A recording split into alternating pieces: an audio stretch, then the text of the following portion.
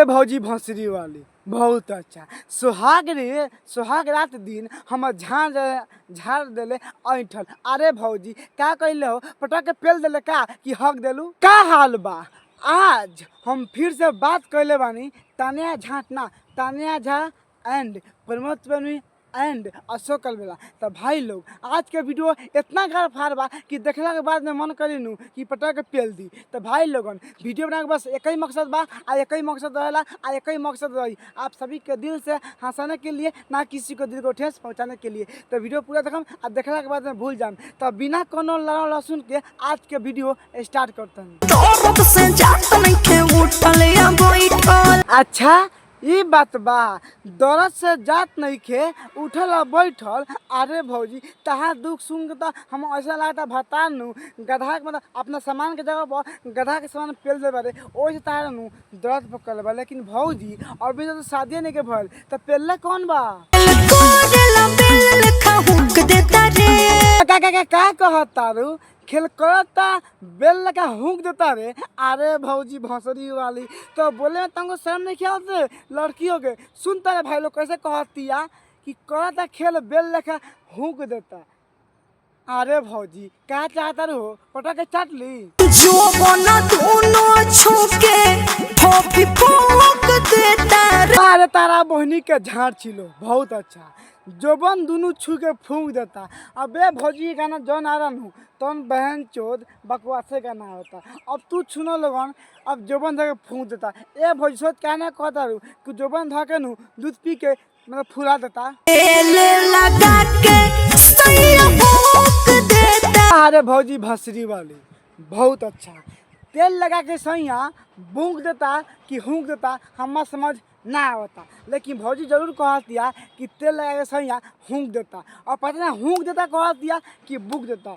मैंने बुक मैंने तो किताब पकड़ भाई लेकिन पता ना भौजी के कहे का मतलब का बा। लेकिन भौजी वो तहार बता रहा पटा के झाट भी छिल सकता।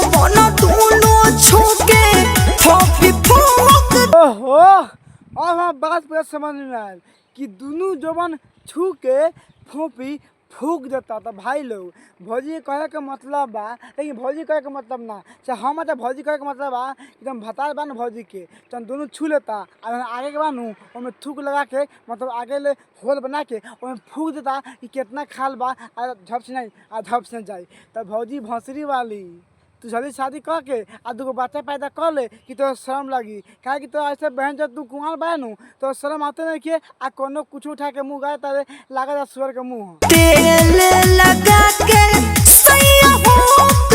वाह तारा बहनी के गाड़ी में शक्कर बलमा का लाड़ पेलो वाह बहुत अच्छा कि सैया तेल लगा के हुक देता। भौजी के ही का नाम बा का भौजी गाना कहले बिया। अरे भौजी खोल ना हम पटा के चाट ली तार बहिन चोदो ये गाना है कि तेल लगा के सैया हुक देता। अरे भौजी भंसरी वाले मतलब तू कहा चाहते रे कि पटा के पेल दी आ कहीं पेल ही नहीं खी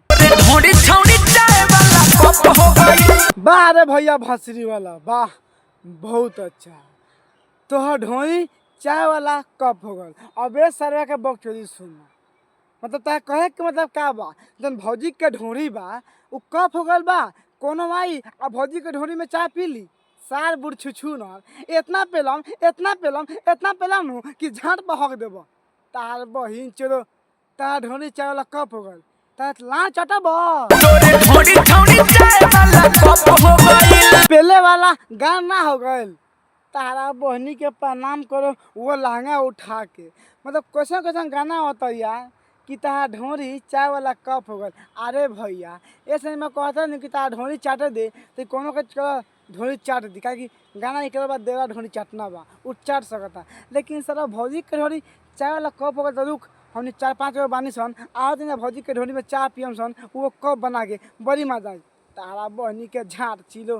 तो कोनो बात ना भाई लोगन ई अशोक अलबेला हवन आई हमारा गांव में आए रहन तो बहुत अच्छा आदमी बारन आई बहुत अच्छा भैया बारन। तो भैया गलती हुई तो माफ़ करिए कहा कि तारा से मिल के बहुत अच्छा लगा तारा से सेल्फी ले लेनी तो कोनो दिक्कत ना भल। ये पिया परदेसी भैया के पास में गई नहीं तो पिया परदेसी भैया बोलता हम कि तू 50,000 रुपया देव तो एगो तो ऐड बोलम। ई सुनला के बाद हमारे झाड़ झोकर गल हम कुछ ना पर कर पानी क्या कि हम छोटा यूट्यूबर बनी। लेकिन तारा साथ रहनी शशि भैया साथ रहनी नेज नियाला मैंने बहुत 4-5 सिंगर थे बहुत अच्छा मजा आयल बहुत अच्छा लागल खुशी प्लस में प्रवीण भैया आए थे तो उनसे मिले ही नहीं, लेकिन पिया प्रजाति बहुत गलत किए मेरे साथ, लेकिन कोई बात ना था, गाना बहुत अच्छा हुआ, गलती हुई तो माफ़ करे छोटे भाई समझ के। अरे तारा बहनी के पटक के चाटो, बहुत अच्छा। सखी हो सखी हम तो देवरे से फंसल बानी, भौजी तू गलत कर ले बाबू, ये से गलत कर ले बाबू, कहीं तारा भतार बा, हम मानते हैं कि तारा भतार प्यार वाला लव नहीं खेलत नू रोज तना भतार के बोलावा दावा करावा, लेकिन भतार से मरवा अपना देवर से मरवा जाए नू, ये गलत करता रू। अपन भतार के देबू नू तब पाप ना लगे, लेकिन तू देवर के देबू नू ये पाप बा। हम बात ध्यान रखियो, हम झूठ ना बोलता नहीं। आ झाट ना छिल ले बारू ना, सुंदर है भाई लोग कि सखी हो सखी खींचे हम देवर से फसल बानी। अब देखो भौजी तू देवर से फंसा तो अपना यार से फंसा चाहे अपना भसू से फंसा, हमरा कुछ ले देवे नहीं कि आजकल बने देवर भसू ससुर बहन सब कोनो पटा के पिलाता, कोनो के सब कोनो के ना, लेकिन पिलाता जरूर। हम बहुत सारा न्यूज़ देख ले बानी, याद नहीं खे, लेकिन इतना पता बा कि ससुर भसुर सब सारा माटी में मिल गल बा। तो भाई लोगन वो भौजी के मर्जी, कोनो देवे कोनो दिक्कत नहीं के। वीडियो अच्छा लगे तो लाइक करा, शेयर करा, कमेंट करा, आ भाई के सपोर्ट करा। एगो इंस्टाग्राम के आईडी बा टाइगर KG 5 मिलियन, और भाई के सपोर्ट करा। फिर से मिले नेक्स्ट वीडियो में, जब तक के लिए बाय बाय, जय हिंद जय भारत।